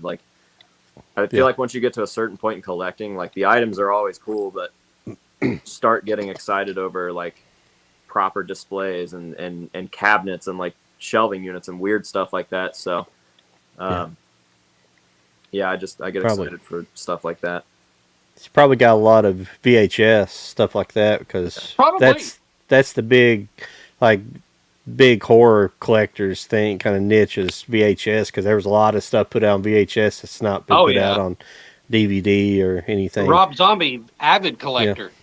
Yeah. Yeah. Very big pretty collector. well documented too, though. Yeah, he was on MTV Cribs, and he showed off his little hallway of horror movies, basically. Yeah. And then he talked about, now I'm going to have to get all these on DVD now. And that's what he said, if he was annoyed, God damn it, knock it off or something. Yeah, I remember that. And he's got a cool section of his own screen-used movie stuff too, which I think is cool. He's not going to lie, he kind of looks like my dad. Yeah.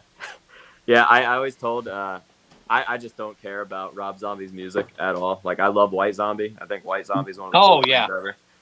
But I always said, it would be so easy to replace Rob Zombie, because you could grab any homeless guy and he would fit the part perfect, and he would probably sound just like him live. Probably because he's using what, like chorus flange effects or something. Yeah. Yeah. More human. Yeah. Yeah. Like I saw his performance at the VMAs, and he almost tried to be all hip hop in a sense, like whatever or something like that.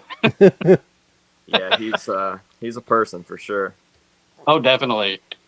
I'm surprised they were even a band from when he was talking about how toxic they were, because he was talking, I think, to Joe Rogan about it.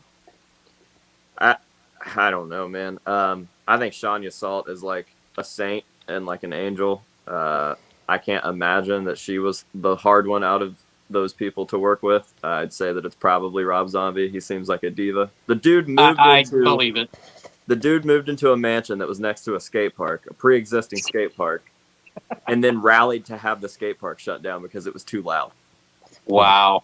That is like to a musician. Yeah. Yeah. I just a rock, like a metal musician, like you are punk rock. And I know you're on a stage with music blasting in your ear, and you're complaining about boards hitting the ground. Yeah, and it's skateboarding. It's cool shit. It's not like a stupid fucking baseball game or something. Exactly. I know. Here. Well, that Munsters movie, like I've actually not watched it all the way through, but I've seen it a good chunk of it, and it's just horrible. Like you can't claim to be a big fan of the Munsters and make that crap. I mean, it's just like what the hell were you thinking? I haven't even watched it. Because I mean, you could have somebody like Rod Zombie could have done something like really, dark and actually kind of adapted it differently. I mean, I know the show was camp and but I mean the show was it was camp, but it wasn't like Batman camp, the '60s Batman camp. That's almost like what they tried to make the movie into. It was just cheesy. Yeah. So I mean, I don't really understand that move at all because I like his other movies. I like those just fine. I think they're. I saw a commercial and that was enough for me. Yeah. I made my decision. Yeah. That can happen. Definitely. I'm not a Munsters guy anyways. Like Munsters is cool, but I was definitely Addams Family growing up. So. Oh yeah, I like both. But. Now, I do want to watch Wednesday. I've heard that's kind of good. I have watched it, and I enjoyed the hell out of it. Because at first, you're like, what the fuck am I watching? But then as it progresses, it's like, you know what? This is actually fun to watch. Yeah. It's one of those. I didn't make it far enough in then. Because I watched an episode and a half and was like, yeah, I'm done. No, it gets better, in my opinion, just from me watching it alone. You may not like it. You may be one of the few that are just not into it. Yeah. I'll tell you what I'm really into now. I was nervous because I love the game so much, but The Last of Us. Man, episode 1, I watched it last night, and it's awesome already. So. I've been hearing a lot of good about that. Was really concerned. The game is so good. It's the best story-driven game I've ever experienced. So I've never been more connected to two characters than I was to Joel and Ellie from the game. So when they said we're doing a TV show, I was like, fuck, they're gonna mess this up real bad. But episode 1, solid. Well, I heard that the people who did the writing for the video game, they brought on to do the show. Good. That makes the most sense out of anything. Who's gonna know the characters? That's probably why it's working. Yeah. Because I mean, it would make sense to have the people who do the creating behind, the job of the production of the movie too. Kind of like the live action Super Mario. I wish they would have had the original people who created the video game kind of give it a little bit more than what we got from it. I mean, don't get me wrong, little kid, I still enjoyed it, kind of thing. But at the same time, I'm like, they could have done so much better. Yeah. I've always been worried about game to movie stuff after the Silent Hill shit. Oh yeah. Silent Hill was already in a downward spiral. Mm-hmm. The games themselves, because the games were getting away from Team Silent. I know that's cliche to say, but there's an obvious difference between the first 4 games and the rest in the series. Yeah. So they did the movie, and I'm like, man, they had the right idea, but why is Pyramid Head in this movie? Pyramid Head should only exist in James's timeline. That's a James monster. So, and then the second movie was one of the worst movies I think I've ever seen. Well, I'm surprised that the Resident Evils lasted as long as they did. I know. Because I thought it was dwindling, and it didn't stop until like what, number 6 or 7? Yeah, there's a shitload of them. I have the collection set actually. It's right here. That's the one thing I don't get into a whole lot is gaming. Yeah. Well, that's the thing too. I don't really play games. It takes a very specific game to even catch my interest at all. The ones that I love, I really love. 4, 5, 6. Well, I like So Nintendo games and stuff like that. Like I like the Marios and some of the classic stuff. But I like, obviously I've got the new Zelda game pre-ordered. I like those games and Metroid and. I'm a Mortal Kombat guy. Mega Man, things like that. But they've made some like the new Metroid game was pretty fun. It was still a side-scrolling game. I just always thought those type of games were a little more challenging. You guys should check out Little Nightmares. Little Nightmares 2. It's a side-scroller, but it's like brought into like the modern world, and it's extremely spooky yet childlike. Like the art style is very like childlike, but the game itself is scary as shit. Yeah. My son right now, it's not a horror game, but it's a game called Far Cry. Yeah, Far Cry. And but I guess there's different versions of like Far Cry in general, and this one is kind of like apocalyptic, campy, side. It's almost like Walking Dead without the Walking Dead. Yeah. That's what he's into. Me, I'm kind of old school. Yeah, it's all about the era, man. It's all about when you came into it. Yeah, because I wasn't really a big gamer. It was more of just kind of playing what I liked, that actually grabbed my attention, because not every game was fun to me. It was more of like, I like Mortal Kombat, so Mortal Kombat is one I would definitely do. And then like, say, Street Fighter or Mario or Sonic, It's just the older stuff. I enjoy that better because, I don't know, because the other ones are more like Black Ops and like having to so much strategy now. Mm-hmm. Well, the last time I played like a Black Ops game was back when I had the Wii U, like back in 2012, and when I played that game, what I didn't like about it is there's a lot of things, and not all the modern games are like this, but it had like a lot of segments where it was like auto. It like felt like the controls were taken over by the computer, and like you didn't have full control at all times, so it kind of took the challenge factor out of it. And I know all those games aren't like that, but for me, I think it's just what I grew up with. When I was young, I didn't have any video games. I mean, I think we had like an Odyssey, like my parents, which was like a Atari, knockoff Atari system, and then I got a Nintendo when I was probably 8 or whenever they first came out, and then I got fat, so I was skinny. I was skinny until the Nintendo, and then I got fat. Got to sue Nintendo. You'll be rich. Yeah. You're like the guy on South Park, the man which has no life. Yeah. But it's just I think it's just a generational thing as far as games. You come up playing these new games, you just that's what you're going to be used to. There's nothing wrong with some of them. I mean, there's benefits to playing games. I'm sure it has some, but as far as hand-eye coordination and things like that, there are things that are upsides, but I think there's a lot of downsides as well as far as... Oh, yeah.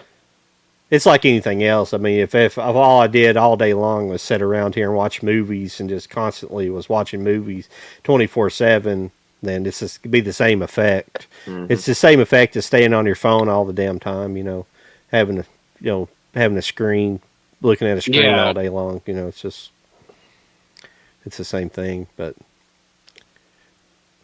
well, when it comes to like video games, like into movies, I think that's why I like Adam Sandler's Pixels so much, because that's very big on nostalgia, but very 80s driven nostalgia.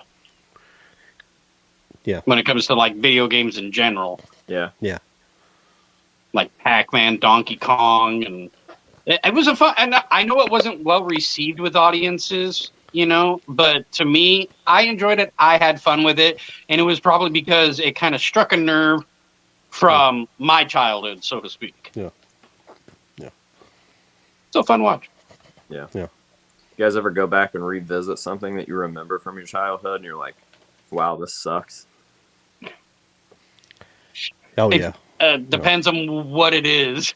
Well, what's reminding me of is every video game that I thought was cool when I was young. I was like, oh my God, this is so realistic. This is incredible. And then I go back and I'm like, what the fuck? Like, how did I think that this was so cool? Oh, it's like, especially when you're a kid and you watch Disney movies and then you get older and you're like, the fuck was I watching? Yeah. Yeah. You know, and especially like the guy who drew the dick on the Little Mermaid castle, you know? Yeah. And every kid looking at that cover. Yeah. Yeah, those Easter egg things are weird, man. They're funny. Easter eggs and good. Mandela effect stuff. Oh, yeah, like Berenstein, not Berenstain or whatever. Yeah. No, yeah, there's some weird ones. Was Steen, but now Stain. That's what it was, I think it was. What did I watch? I just watched a movie here recently that I can't remember if it's the theater, but they actually it's in this, they bring that up in it. It's like they're making, I'm trying to see what it was that I watched that was in. Oh, it was this movie here. It's in the script. Oh, Amsterdam. Yeah. Like they say it that like some guy, one of the characters, like his name like Berenstein or something. He said, "No, I'm Berenstein." Oh, Bernstein. I thought it was funny. That actually is not a bad movie. It's overall it's pretty good. I don't know if you've seen it. I haven't watched Amsterdam, but I know that people were also thinking, like in Forrest Gump, that Tom Hanks said that life is like, but they didn't pay attention well enough because he was repeating what his mom said, past pretense, you know, kind of deal. So life was like a box of chocolates. So people are like, no, you said is. And it's like, no, if you watch the movie and actually pay attention, the mom tells him, and then he repeats it later on. You know, past tense. I've watched some of those videos, and half the time, most of the things that most of the people claim is Mandela effect. I'm like, you know, I've read, you know, I like history, and I'm like, no, you're incorrect. Some of it would be like stuff that happened in World War II. It's like, well, they didn't talk about this, and I'm like, no, I mean that happened. That kind of stuff that actually happened, and like, or like Mandela being in jail. I guess that didn't happen either, right? Yeah, that's where it came from, the Mandela effect. Yeah, everybody thought he died. Yeah, that too. Yeah. I remember that. I remember everybody talking about, oh, he's dead. Oh, he did time, this and that, and it's like, okay, and then all of a sudden he's alive. Yeah. Kicking. I'm like, wait a second. Yeah, I think what I remember was, everybody thought he was dead. Then he got released from prison or something, and everybody was like, wasn't he dead? And then again, when he actually did die, everybody was like, wasn't this guy dead? It happened twice in my lifetime, I think. Yeah. I thought he was already dead. Yeah.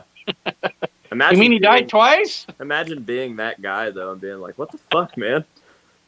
Well, wait. The guy Everlast, I think it was. I know what it's like. That song. Yeah. He was the guy, I guess, that did House of Pain, you know, Jump Around. Yeah. And everybody thought he was dead. I think that's because Eminem killed him. Could have been. I don't know. Him and Eminem had some beef back in the day, and Eminem's diss songs were pretty good. Pack it up, pack it in. Yeah, people do that on Instagram all the time. They'll post stuff like somebody died, like a celebrity died, and I'm like, really? Then I'm like, I've seen this before, so I have to look it up, and they're like, no, they didn't die. Yeah. I'll have to double check. Yeah. Because like when I heard about Lisa Marie Presley dying, I was like, no way. So I had to look it up. Yeah. And I'm like, damn, she fucking died? That's horrible. Because she wasn't old. Mm-mm. Yeah, I went and seen that Whitney Houston movie Oh, how was That that? biopic. It was all right, but it Mm. was it was pretty good, I guess. But it wasn't. I Okay. was thinking how strange it was that like she died of drowning, like a drug induced drowning, and her daughter died of a drug induced drowning just a couple years later. I don't know if you Yeah, guys knew that. Yeah, but it was I think pretty I've heard crazy. about Yeah, it. yeah. But she died like the same way, like drowned in. I think like drowned in a bathtub from doing drugs, and then like basically passing out, falling asleep in the bathtub. Yeah, I think La Bamba will so always be my favorite biopic. yeah, that's a good one. I love that Well, one. and also the Buddy Holly story's good. Oh, With the one with Gary Busey. yeah, yeah, Yeah, that's a good one. That's a really good yeah, one. I have the movie Elvis with Kurt Russell as Elvis. yeah. Me too. That's a good one too. Yeah. What I like about that Elvis and the new Elvis is I think they when whoever wrote the new Elvis went and watched that movie and is like, hey, we don't want to tread over the same ground as that movie, so they kind of wrote a new kind of Yeah. wrote kind of the movie so it was almost like a companion piece, almost like you can watch both of them and not kind of retread over the same ground, kind of because really that movie doesn't cover Tom Parker at all in the Hmm. so it's pretty good. And the thing I like about Elvis, it's not. There's a lot of biopics, and I would say this a little bit about the Whitney Houston movie. It's kind of they're cookie cutter. They all kind of feel like they're made the same, kind of the same format. And I thought the approach to Elvis was different. I thought it just the visual approach and just the overall construction of the story and everything was really well done. So Oh, nice. Yeah, yeah, so I'll yeah, have to check that out. Yeah, I've been yeah. actually wanting to see that movie. AJ, when it With comes to collecting masks and stuff, have you ever thought about collecting yeah. just horror movies also? I mean, I definitely have a horror movie collection for sure. I have a decent movie collection, nothing like what's in the background on John's John. camera there, but Yeah. yeah, I have like Yeah. I mean, pretty much anything that I'm into, I'm like a completist with it. So every Jackass DVD that you can imagine, down in through like what started Jackass, I've got all the CKYs, and I've got all the Big Brother VHSs, Uh-huh. and like all that kind of stuff, Nitro Circus shit. Nice. But then like, yeah, Silent Hill. It's like I don't like all the games, but I have all the games, and I don't like Yeah. either of the movies, but I have both of the movies, and then I have like the alternate covers and stuff. So it's definitely nothing like what this is or what you guys have going on. But Yeah. if it's, Do you it's say like you have? the Funko thing, like I just collect what it is for what I like. Yeah. Did you say you had basically. Big Brother? Is that the TV show Big Brother, or was that? Big Brother was a skateboard magazine back Okay, in the day. okay, It was okay. super controversial. Okay. Yeah, it was. Yeah. I'm not familiar with that one, even though I was always into skating. I didn't Yeah. skate a lot, but I was in keeping up with that stuff. I didn't know about that one. They were Watching like the X game. people think that like Thrasher was like a hardcore skate magazine, but these guys were like next level with all kinds of shit. They were always in trouble. Oh, I had a best friend who's no longer a friend, but he was very big into skateboarding. He tried to get me into it and stuff like that. I wasn't the best when it came to actually riding, but I enjoyed it for what it was. Mm-hmm. And so because of him, I was able to learn about, the skating community, so to speak. Yeah. And that's why I'll be familiar with certain things. May not be all of it, but some things. Yeah, so like just Tell for us. example of like them being controversial in the 90s, their skate video names were always titled something that you like couldn't market. They would have a video called shit. Yeah. So yeah, that's the type of stuff that they were doing. Sounds about right. They kind of took the Bones Brigade to the next level, I guess. Yeah. And then it Yeah. makes sense if you think about what Jackass is, that CKY and Big Brother were what came together to make what we have as Jackass now. Yeah. Okay. Yeah, because it basically just kind of all came together as one team, and then Jackass was formed. Yeah. But The CK1 was a band as well, weren't they? yeah.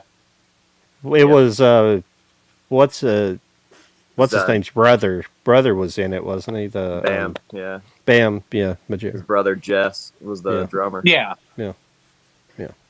One of the That's articles right. that like started the Jackass video type thing was Johnny Knoxville did an article for Big Brother where he was testing self-defense mechanisms. So he like got maced and got electrocuted and got whatever, but the last thing was he wanted to test a bulletproof vest, and nobody would shoot him, so he shot himself with a revolver in the chest. And it's like the most gnarly clip I've ever seen.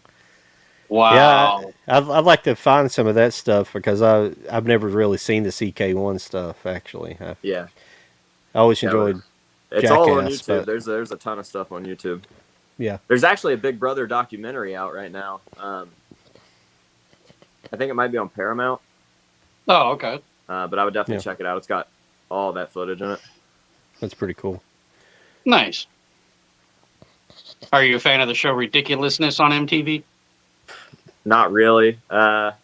Is Rob Dyrdek being a skater himself? I don't know, man. I feel like MTV just became Rob TV. So I went from when Rob and Big was new, that was my shit. Like I loved Rob and Big, but it was just like, how much stuff can this guy do? And like, how corny can he get? I just don't care anymore. Yeah, I liked Robin Big, and Fantasy Factory had some decent stuff. Yeah. But the other stuff, I don't know. I just not a big fan of Chanel West Coast and all that stuff. She's hot. She was hot for the day, but I mean, white girl rapper, Yeah. And I never did think any of their stuff was that good either. Yeah. As long as you make your money, though. Not a fan of her music, that's for sure. Yeah. I'm just wondering how really she came to be on that show. But I can't believe that she was just working the front desk of the Fantasy Factory. Yeah. It had to be like some kind of casting deal because I just think, she was just playing a character.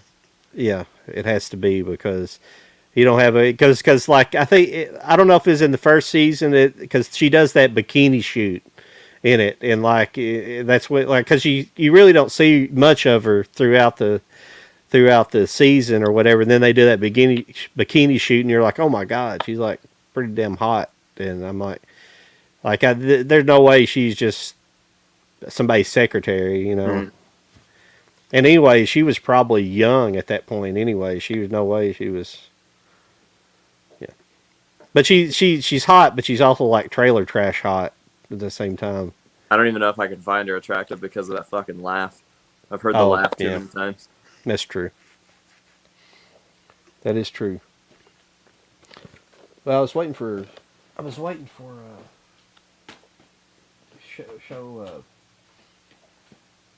show some of my stuff here, but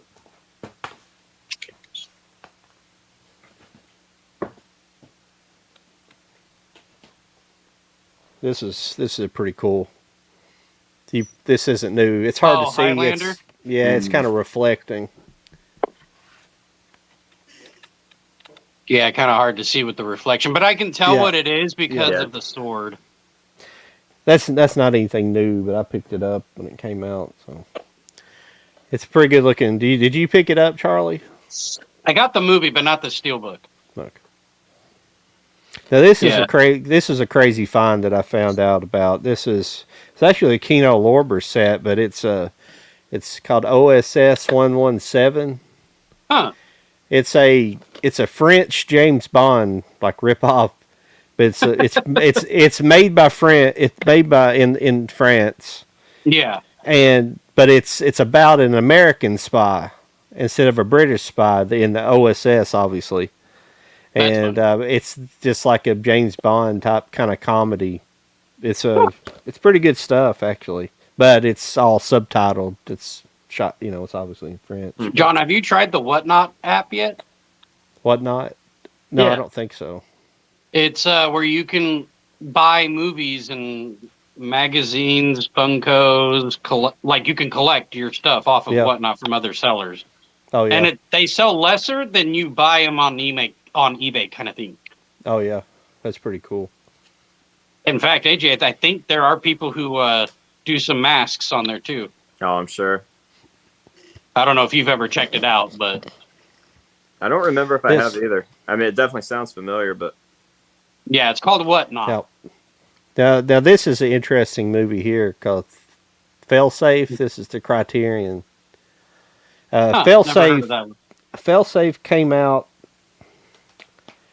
in '64. It came out after Doctor Strangelove, but Failsafe was actually a book, and it's kind of based on the same premise. They're both based on the same premise, but obviously Doctor Strangelove was like a comedy, and this was a drama. And Doctor Strangelove, it was kind of the whole situation set off by a human trying to basically wanting to cause nuclear war, and this is because of a computer malfunction that's causing it. So it's a very similar story of the same. Yeah, It's pretty cool though if you're Nice. familiar with Doctor Strangelove. I have Doctor Strangelove. But I picked that up as Oh well. yeah, I watched that. Yeah. That shit's hella funny. That's pretty funny. AJ, are you a fan of Nicolas Cage? I guess. Yeah. Yeah. Because that movie, if you haven't seen it, because it's about him. Like Yeah. it's a Nicolas Cage movie. Mhm. And one scene that made me laugh so hard without being a big spoiler or anything like that. The guy goes, "What's your second favorite movie of all time?" And it's Pedro Pascal, the guy who played Mandalorian, Mando, who goes, "Paddington 2." And he goes, "No fucking way. No fucking way that's the second best movie that you're going to pick." And then it cut to them like ending the movie and you see Nicolas Cage, "Oh my God, that was the best movie ever." And Pedro goes, "I fucking told you." Wow. It's funny. You should check it out. I love. I know it's dumb, but I love seeing Nicolas Cage on SNL with Andy Samberg as Nicolas Cage. Oh, So they're yeah. like together, and yeah, I always thought those skits were pretty funny. That was hell. Or like when Chad Smith and Will Ferrell. Yeah, yeah. On the That shit drum was battle hella or whatever. funny. Yeah. That so bugged the Listen. shit out of him. What's that one? Black Adam. Oh, Black Adam. The I'm not a Steelbook, yeah. fan. Yeah, I hadn't seen it until I bought it, so I just went in and picked up the Steelbook, and it's all right. It's not great. It's not much to it. I don't think. Yeah. Visually cool, but like storyline lines and stuff like that, no. They didn't do it justice, in my opinion. Yeah. And Pierce Yeah, I agree. Brosnan, I know he could do better than that. Yeah. Knowing his background talent and, movies and stuff, he could have been Yeah, utilized so much better. Yeah, that's a cool character too that he played. So. Oh, yeah. Oh, I did pick this up, Charlie. I'm sorry we're doing kind of the physical media Clerks thing. 3. Yeah, this movie, it had some funny moments, but it's too meta. It's just way too meta to. Well, remember, it's basically Kevin Smith's near-death Yeah. experience. Yeah, I know, but that's what meta is. It's like telling your own story. But I mean, it's just lazy It's lazy writing, not so much filmmaking. The movie looked all right, but it's just lazy. It's like, I liked it. Yeah, I didn't care much for it. I thought it was kind of lazy. Yeah. I mean, that's fine. I'm just saying, me personally, I liked it for what it was, and I understood it, Yeah. And the fact that it was kind of like a reality check Yeah. to It the was- friends with each other kind of thing. Like, I'm stuck It with you. was- I've always cleaned up after you. Da-da-da-da. It's surrealism, in a sense. Yeah, it was too. Yeah, it was too much fan service too. It's like it's one big Easter egg kind of movie. Kinda. It's like, and I hate seeing him go down this path. Because I think he had some talent. I don't think he's made a great movies in a while. I like the second Jay and Silent Bob movie.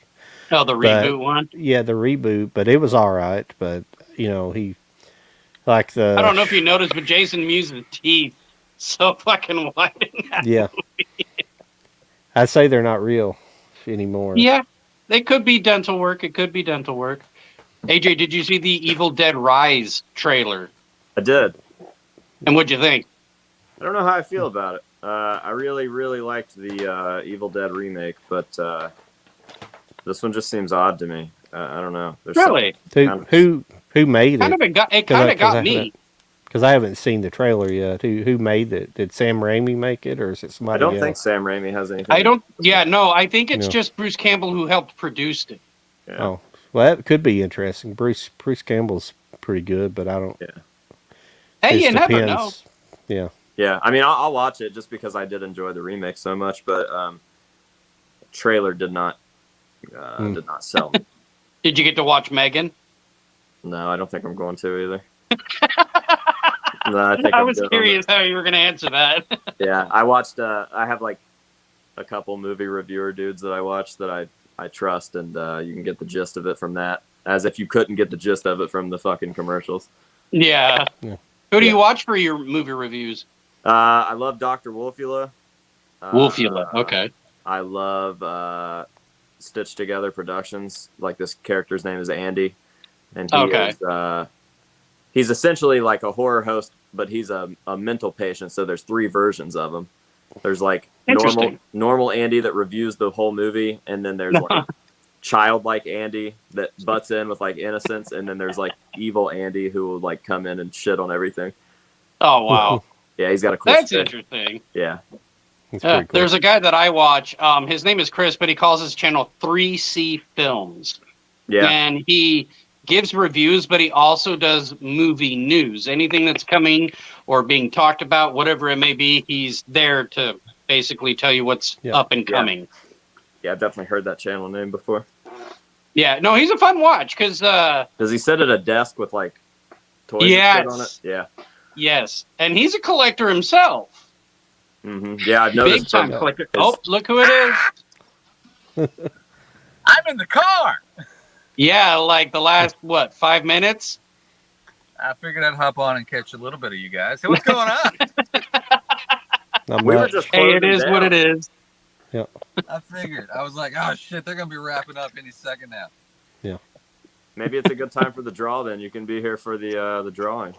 I know, exactly. Are we doing that? Let's do it. We might as well. Well, the thing is we've only got 4 on the board. I'm kind of disappointed. We've had a lot more people in here, but nobody said anything? Yeah, I mean, Justin's got the last 20 comments, I think.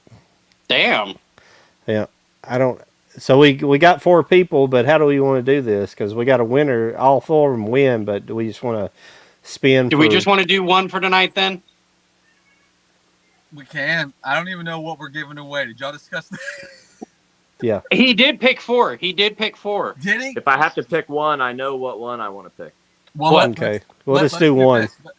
Green Mile. Green Mile? Okay. Cool. All right, let's go ahead and do those 4 then. All right, here we go. Bum, bum, bum, bum. And remember, if it picks your name, that does not mean you won. That just means you're being eliminated. Okay. Here we go. All right. Who's on it? I'm having to use my phone right now, so everybody's really tiny. Oh, Justin's the first one to go. Dang, man. Yeah. Sorry, Justin. What are the I bet chances? he's like, son of a bitch. Oh, that sucks. He should get something just for participating so hardcore. Right? He should. Like, you know what, Jody? You do have those little stickers and pins and stuff. Maybe you should send him one of those. Hit me up, Justin. We'll find you something. Okay. Who's next? Oh. Was that Blair? Blair. Sorry, Blair. That sucks too, Blair. because she's like super supportive on my stuff. Or he. Oh, I really? don't know if it's a guy or a girl now that I'm thinking about it. Shit.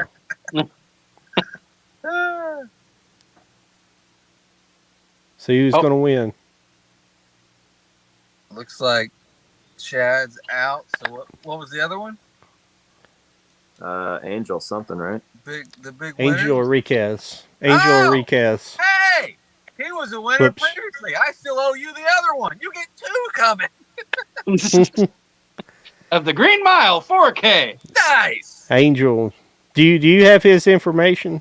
I do. Yeah. We chat on Instagram. So yeah. That's Okay. cool. Good. Excellent. Toby stuck around. If not, Yeah, I'll, hopefully. I'll rub it in if you didn't. I'm like, oh man, you missed it, you won. But since you weren't there, Yeah. Yeah, I was kind of disappointed in the interaction. We've had quite a few people in here, but just not a lot of people wanting to talk tonight, just listening. That's all right as well. Some people, I'd rather, when I go into other channels, watch live streams, I usually just watch and don't run my mouth and super right. chat and all that shit. I have to get Yeah. I have to, I want to get, everybody has to hear my thoughts. I just rather, sometimes I just want to listen and learn. There you go. Yes. There you go. And with me talking, there's nothing to learn, but some of these other guys, so. Well, sorry, Jody, that you were only able to come in the last little bit. I'm sorry, guys, but this whole everything that was causing me problems tonight should be over. So the next show, I will be here, 100%. Next show with Eric Yeah. Edwards.